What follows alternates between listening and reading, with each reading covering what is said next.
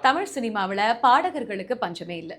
அந்த காலத்துல விரல் விடுற அளவுக்கு தான் சிங்கர்ஸ் இருந்தாங்க. ஆனா இப்போ கணக்கே இல்லாம ஏகப்பட்ட திறமையான சிங்கர்ஸ் இருக்காங்க.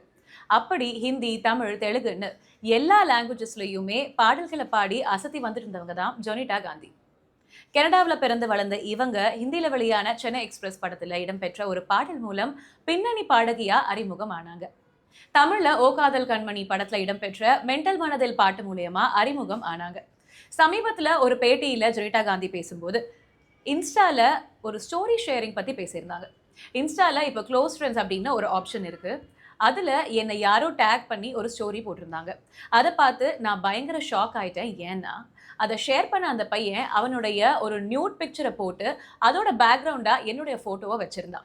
இது மாதிரியான நபர்கள நான் பிளாக் செஞ்சுடுறேன்.